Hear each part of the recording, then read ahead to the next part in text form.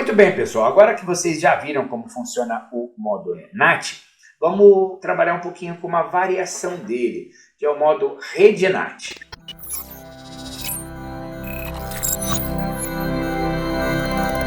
O modo rede NAT, ele já apresenta no virtualizador as duas funções que nós vimos anteriormente.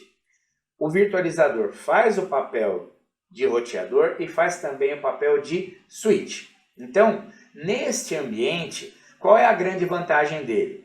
A VM1 ela conversa com o host hospedeiro, acessa a internet. A VM2 conversa com o host hospedeiro, conversa com a internet, sai para a internet.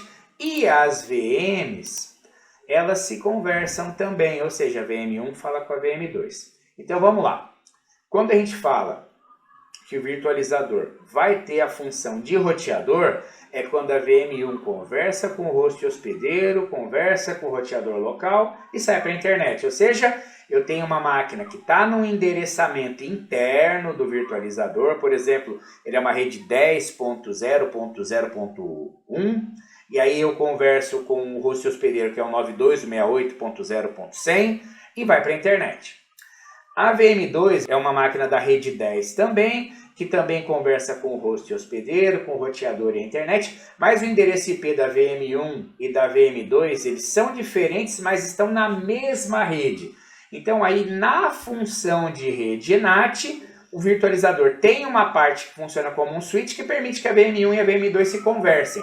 Então isso aqui é legal, por quê? Porque eu crio aqui dentro como se fosse uma outra rede local. Então eu tenho uma rede local de VMs que conversam com o host hospedeiro e que conseguem sair para a internet.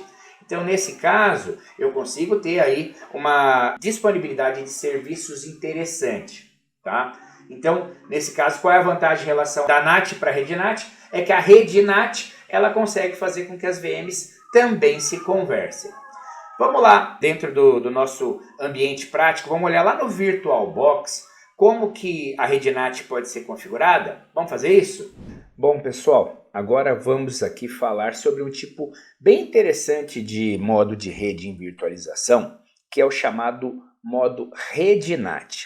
Ele é um aperfeiçoamento do modo NAT que nós vimos anteriormente em outro vídeo. Qual é a diferença especificamente? No modo NAT simples, a máquina virtual, ela conecta na máquina real, consegue sair para a internet. Mas as máquinas da rede local real não chegam nessa máquina virtual. E entre máquinas virtuais no modo NAT também não há conectividade. É como se cada uma delas acessasse um roteador e saísse para a internet individualmente. O modo rede NAT, ele resolve uma parte dessa limitação ao oferecer conectividade entre as máquinas virtuais dentro do espaço do NAT, ou seja, as máquinas virtuais passam a se conversar. E para fazer isso, nós vamos ver duas máquinas virtuais aqui que rodam em cima do VirtualBox. O VirtualBox é o melhor virtualizador para mostrar esse modo de rede NAT. Só que veja, a gente vai abrir aqui rapidamente as duas máquinas virtuais. Eu tenho aqui um Kali Linux e eu tenho aqui um Linux Ubuntu.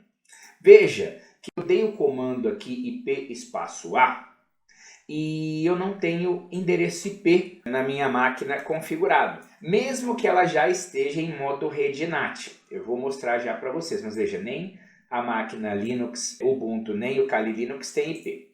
Se eu vier aqui em preferências e eu acessar a parte de rede, vocês vão ver, ó, não existe uma rede NAT ainda aqui, tá? Além disso, lá no caso do meu VirtualBox, né, do meu sistema de virtualização, se eu vier aqui nas configurações da máquina virtual e vier em rede, ó, eu já selecionei rede NAT, tá? Entretanto, ainda não há conectividade. Isso vale tanto para a máquina Ubuntu, quanto vale para a máquina Kali Linux. Então, se vier aqui em rede, ó, tá, rede NAT, tá? Então veja que aqui na parte de nome não tem uma rede NAT selecionada. Então eu tenho que criar essa rede antes. Como é que eu faço isso, tá? Eu vou vir aqui em arquivo, preferências, e aqui na parte de rede, veja que aparece uma opção aqui chamada de redes NAT. E eu vou acrescentar uma, tá? Então tá aqui, ó, NAT Network.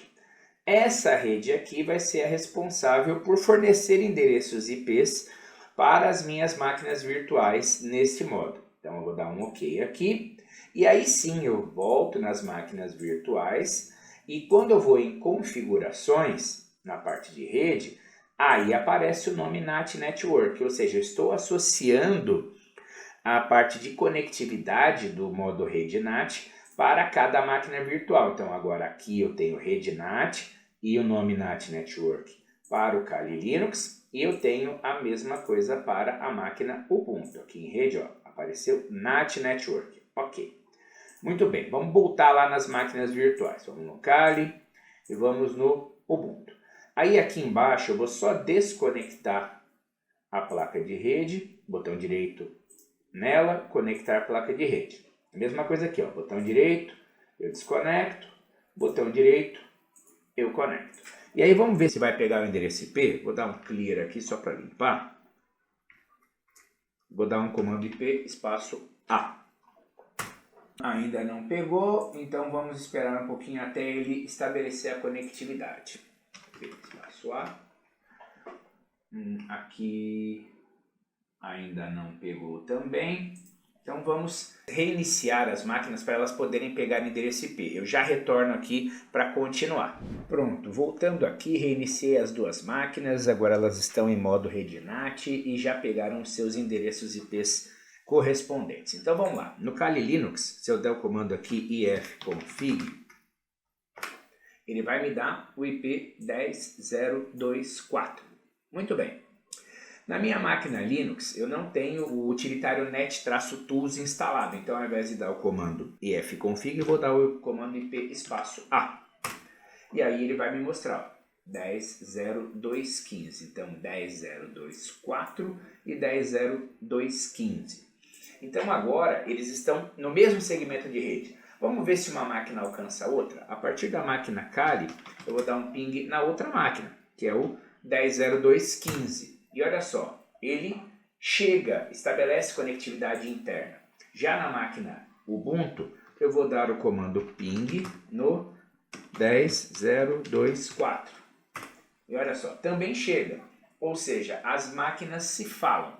Agora, olha uma coisa interessante. Eu vou pegar aqui a minha máquina real, que é o meu Windows aqui, e vamos tentar ver se a máquina real alcança a nossa rede. Então, se eu der um ping em 10.0.2.4, veja só que ele não chega, ou seja, as máquinas estão isoladas enquanto máquinas virtuais. Elas se falam, mas elas não falam com a máquina real. Vou fazer a mesma coisa para outra máquina.